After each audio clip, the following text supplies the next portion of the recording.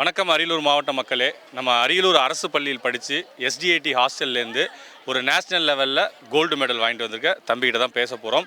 அதாவது இந்த ஒரு மாலை, இந்த ஒரு மரியாதை நிறைய பேர்த்த சென்றடைஞ்சிருக்கு. கரெக்டு தானே தம்பி? அதாவது அவர் படிக்கிறது நம்ம அரியலூரில், ஹாஸ்டல் நம்ம விளையாட்டு அரங்கத்தில் இருக்குது. அண்ட் அவரோட ஊர் பார்த்திங்கன்னா மணப்பாறை. ஸோ இவங்க எல்லாத்துக்குமே இந்த வெற்றி போய் சேரும், அந்த மரியாதை அவர் கொடுப்பாருன்னு நினைக்கிறேன். ஸோ இதுக்கு பின்னாடி அவர் நிறைய பேசுவார், என்னென்னு கேட்போம். சொல்லுங்கள் தம்பி, உங்களோட ஊரை பற்றி சொல்லுங்கள். மணப்பாறையிலேருந்து அரியலூர் எப்படி வந்தீங்க? வணக்கம், என் பேர் யோபின். நான் சொந்தூர் திருச்சி மணப்பாறை. அது பக்கத்தில் சிதம்பரத்தாம்பட்டின்னு ஒரு ஊர். செலெக்ஷன் அட்டன் பண்ணேன். 10th முடிச்சுட்டு எக்ஸாம் ரிசல்ட் வந்ததுக்கப்புறம் இது செலெக்ஷன் அட்டன் பண்ணேன். இது மாதிரி எஸ்டிஐடி ஹாஸ்டல் செலெக்ஷன். அதில் ஃபஸ்ட்டு டிஸ்ட்ரிக்ட் லெவல் அட்டன் பண்ணி அடுத்து அதுக்கு செலக்ட் ஆனேன். அதுக்கப்புறம் ஸ்டேட் லெவல் வைப்பாங்க, அதில் போய் செலக்ட் ஆகி அதுக்கப்புறம் கவுன்சிலிங் சென்னை போனேன். சென்னையில் போய் அதுக்கப்புறம் இந்தந்த ஹாஸ்டல் இருக்கும் அப்படிங்கிறப்ப அரியலூரில் செலக்ட் பண்ணி 11th போன வருஷம் சேர்ந்தேன். போன வருஷம் ஒன்றும் பண்ணலை. போன வருஷம் ரொம்ப கடுமையாக ப்ராக்டிஸ் பண்ணேன். அதுக்கு பலனா இந்த வருஷத்தில் இவ்வளோ மெடல் பண்ணியிருக்கேன். அதாவது பொதுவாகவே தங்கம் ரொம்ப விலை உயர்ந்தது சொல்லுவாங்க. ஆனால் அதெல்லாம் தாண்டி ஒரு விலை உயர்ந்ததுன்னு பார்த்திங்கன்னா இந்த கோல்டு மெடல் அப்படிங்கிறது தான். ஸோ இதுக்கு பின்னாடி உங்களோட வெற்றிக்கு பின்னாடி எந்த அளவுக்கு உங்களோட உழைப்பு இருக்கோ, இதை சார்ந்த சில உழைப்புகள்லாம் இருக்கும். அதில் யாரெல்லாம் வருவா? முத கோச்சு, அதுக்கப்புறம் அங்கே இருக்க பேர் சொல்லாமே, கோச் பேர் சொல்லலாம். Santhoshkumar, SDIT coach, DSO sir, என் தலைமை ஆசிரியர், உடற்கல்வி ஆசிரியர், அனைத்து ஆசிரியர்கள், முக்கியமாக எங்கள் அப்பா அம்மா, அவங்களாம் ரொம்ப ஃபீல் பண்ணாங்க இதை நான் ஜெயிச்சதுக்கப்புறம். அடுத்து எங்கள் ஊரில் உள்ளவங்க எல்லாருமே ரொம்ப ஃபீல் பண்ணி இது பண்ணாங்க. இது அவங்க எல்லாத்துக்குமே சேரும். கிளம்பி போகக்குள்ள ஒரு மாதிரி போயிருப்பீங்க ஒரு மைண்ட் செட்டில். ரிட்டர்ன் வந்தப்போ உங்களுக்கு எப்படி இருந்துச்சு வரவேற்பு? ரொம்ப சந்தோஷமாக இருந்துச்சு. இந்த அளவுக்கு பண்ணுவாங்க நான் எதிரெலாம் பார்க்கல. என்னடா இங்கே படிக்கிறேன் அப்படிலாம் பண்ணுவாங்க அப்படின்லாம் நினைக்கல. கவர்மெண்ட் ஸ்கூல்லையும் படித்தாலும் ரொம்ப இந்த அளவுக்கு பெருமைப்படுத்தி எல்லாத்துக்கு முன்னாடி இது பண்ணுவாங்கன்னு இப்போ தான் ஃபஸ்ட் தடவை பார்க்குறேன். கண்டிப்பாக. அதாவது இந்த வெற்றி சொன்ன மாதிரி, முன்னாடியே சொன்ன மாதிரி, அரியலூருக்கு ஒரு தடத்தை பதிச்சு கொடுத்துருக்கு. அரியலூருக்கு ஒரு மார்க். அவர்கிட்ட அரியலூர் இனிமேல் மறக்க மாட்டாப்புல. இனிமேல் அடுத்த ஏசியா லெவலில் போவாப்புல, ஒலிம்பிக்கில் எல்லாத்துலேயுமே முடிச்சுட்டு வருவாப்புல. பட் அரியலூர் என்றும் மறக்காமல் இருப்பாப்புல. மணப்பாறையை சேர்ந்த மணப்பாறைக்கும் பெருமை சேர்த்து அரியலூருக்கும் பெருமை சேர்த்த தம்பிக்கு என்னோடய வாழ்த்துக்கள். உங்கள் கூட காம்படிட்டர்ஸ் வந்தாங்கல்ல, அவங்க கூட உங்களுக்கு காம்படிஷன் எப்படி இருந்துச்சு? அதெல்லாம் ரொம்ப இதாக இருந்துச்சு. ரெண்டாவது இந்த பையன்லாம் போன வருஷம் அவன் தான் கோல்டு. அவனே ஜெயிச்சிட்டோம் அப்படிங்கிறப்ப ரொம்ப சந்தோஷமாக இருக்குது.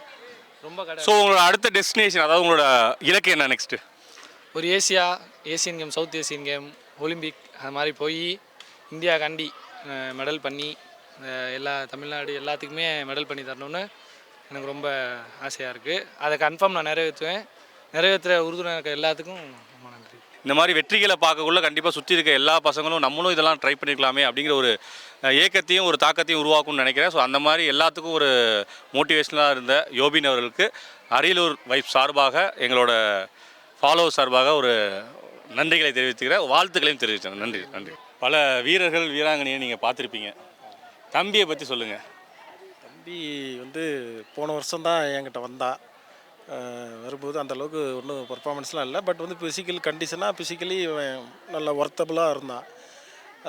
கொஞ்சம் கொஞ்சமாக ட்ரைனிங் கொடுத்து இந்த வழியில் கொண்டு வர்றதுக்கு கிட்டத்தட்ட 1 இயராக பின்னாடியே ஃபாலோ பண்ணி நிறைய திட்டுகள் வாங்கியிருக்கான், நிறைய அடியும் வாங்கியிருக்கான். ஆனால் அத்தனைக்கும் அதெல்லாம் சகிச்சுக்கிட்டு கடைசி வரைக்கும் தான் எடுத்த எய்மை அச்சீவ் பண்ணுங்கிற வெறி அவன் மனசில் எப்போவுமே உண்டு. 5 மணிக்கு காலையில் நான் பசங்களை எல்லாத்தையும் சில பேரை 5:45 நிற்கணும்னு சொல்லும்போது பல பேர் அதில் கடமைக்கு தான் நிற்பான். ஏன்னா காலையில் எந்திரிக்கிறது கஷ்டம், வர்றது கஷ்டம். ஆனால் இவனை பார்த்தீங்கன்னா முதலாம் முன்னாடி அவனோட ஓன் இன்ட்ரெஸ்ட்டு, அவனோட சொந்த முயற்சி. நான் லீவில் போயிட்டா கூட இங்கே ட்ரைனிங் பண்ணுவான். இங்கே ஏதாச்சும் ஒரு செஷன் ட்ரைனிங் பண்ணிட்டு அது எப்போவுமே அதே சிந்தனையிலே இருப்பான். அதனால தான் அந்த அச்சீவ்மெண்ட் அவனை பின்தொடர்ந்து 1 வருஷம் கேப்புக்கு அப்புறம் கொஞ்சம் கொஞ்சமாக வந்துச்சு. அதாவது விளையாட்டுக்கு ஒழுக்கமும் பங்க்சுவாலிட்டியும் ரொம்ப முக்கியம். டிசிப்ளின் பங்க்சுவாலிட்டி ரொம்ப முக்கியம். ஆரம்பத்தில் நீங்கள் சொல்றீங்க இந்த மாதிரி நிறைய ரொம்ப இதெல்லாம் இல்லை, ஒரு 1 இயர் ஆச்சுன்னு. அப்போ நினச்சிங்களா இந்த இது தம்பி எடுப்பா அப்படின்னு? இல்லை அதாவது என்னென்னா ஒரு ட்ரைனிங் செஷன் பையன் கோச்சுக்கு தெரியும் எப்படி அவனோட இம்ப்ரூவ்மெண்ட். இப்போ டீச்சருக்கு தெரியும் இல்லை, இப்போ ஒரு பையன் எப்படி படிக்கிறான், அவனோட ப்ராக்ரஸ் எப்படி இருக்குது அப்படிங்கிறத அவங்க செக் பண்ணும்போது தெரியும். இம்ப்ரூவ்மெண்ட் தெரியும் போது நம்ம கொஞ்சம் கொஞ்சமாக இம்ப்ரூவ்மெண்ட் ஆயிரோன்னு முதல்ல நம்பணும். நம்ம பையன் நம்ம ட்ரைனிங் கொடுக்கணும். நம்ம ட்ரைனிங் கொடுக்குறது மேலே ட்ரைனிங் மேலே நம்பிக்கை இருக்குது. அதுக்கு படி பையனை பார்த்தோன்னா அவன் எப்படி இருக்கான், ஒழுக்கமாக இருக்கான், டிசிப்ளினாக இருக்கான், பஞ்சுவாலிட்டி, டைம் பஞ்சுவாலிட்டி எப்போதும் அதே சிந்தனையில் இருக்கான் அப்படின்னா அவன் கண்டிப்பாக முன்னேறுவாங்கிறது தெரியும். அது கண் கூட நான் பார்த்தேன், அவன்கிட்ட இருந்துச்சு. அதனால் அவனோட முயற்சிக்கு கிடைச்ச பலனாக அதை நான் நினைக்கிறேன். நிறைய மாணவர்கள் வந்து இந்த விளையாட்டு படிப்பை தாண்டி வெளியில் நிறைய விஷயத்தில் போயிட்டுருக்காங்க. அவங்களுக்கு ஏதாவது ஒரு தகவல் சொல்லணும் அப்படின்னா என்ன சொல்லுவீங்க? எல்லாத்துக்குமே முக்கியமான ஒரு தேவை என்னன்னா முயற்சி தான். தன்னம்பிக்கை கூட கூடிய முயற்சி எந்த துறையாக இருந்தாலும் சாதிக்கலாம். மூளைக்கு மூளை ஸ்போர்ட்ஸ் நான் பார்க்குறேன். நான் மிலிட்டரிலேருந்து ரிட்டையர்ட் ஆகிட்டு வெளியில் வந்தப்போ எனக்கு வெளியுலகம் தெரியாது. தமிழ்நாட்டுக்குள்ளே நான் விட்டு போய் ரொம்ப நாள் ஆச்சு. நானும் நல்ல ஸ்போர்ட்ஸில் இதே ஹாஸ்டலில் படிச்சிருக்கேன். இதை SDATலே படித்து 11th +1 படிக்கும்போது அப்பா வேலை வாங்கி அங்கே போயிட்டேன் நான். அதுக்கப்புறம் 25 வருஷம் கழிச்சு இப்போ தான் வந்த உடனே எனக்கு இந்த துறையில் வேலை கிடச்சிது. அப்போ இந்த கவர்மெண்ட் எடுத்ததுக்கப்புறம் தான் இது ரொம்ப வருஷத்துக்கு அப்புறம் அப்பாயின்மெண்ட் போட்டாங்க. அதில் தான் கிடச்சிச்சு. அதுக்கப்புறம் பார்த்தீங்கன்னா எல்லா இடத்துலையும் மினி ஸ்டேடியத்தோட டெவலப்மெண்ட்டு பார்த்தீங்கன்னா ரொம்ப பயங்கரமாக செஞ்சுட்டு இருக்காங்க. இது நான் பெருமைக்காக சொல்லலை, உண்மையாக நடக்கிறத சொல்கிறேன். எல்லா இடத்துலையும் ஸ்போர்ட்ஸ் கட்டமைப்பு வந்து அவ்வளோ இம்பார்ட்டன்ஸ் கொடுத்து மாண்புமிகு துணை முதல்வர் வந்து எல்லாத்துக்கும் சப்போர்ட் பண்ணுறாங்க. இந்த மாதிரி மாணவர்கள்லாம் பார்த்தீங்கன்னா இங்கேருந்துலாம் வருவான்னு யாரும் பார்க்க முடியாது. ஆனால் வர்றதுக்கு பாருங்கள், அந்த ஸ்போர்ட்ஸ் டெவலப்மெண்ட் அத்தாரிட்டி தமிழ்நாடு அப்படிங்கிற ஒரு செஞ்சுருக்கு பாருங்கள். அவனை எங்கே இருந்தவனை கொண்டு வந்து என்கிட்ட ட்ரைனிங் பண்ண வச்சு இவனை வந்து ஒரு நேஷ்னல் லெவலில் இப்போ அடுத்த வருஷம் பார்த்தீங்கன்னா இவன் கண்டிப்பாக இன்டர்நேஷ்னல் லெவலில் ஃபிகராக வருவான். அது மேலே ஏன்னா நம்பிக்கையோடு சொல்கிறேன்னா நான் கண்டிப்பாக நடக்கும். அடுத்த வருஷம் நீங்களே பார்ப்பீங்க அதை. அது மாதிரி எல்லா துறையிலையும் எல்லா வாய்ப்புகளும் இருக்குது. அதை இம்ப்ரூவ்மெண்ட் பண்ணி வச்சுருக்காங்க. ஆனால் மக்களை தேடி போக மாட்றாங்க.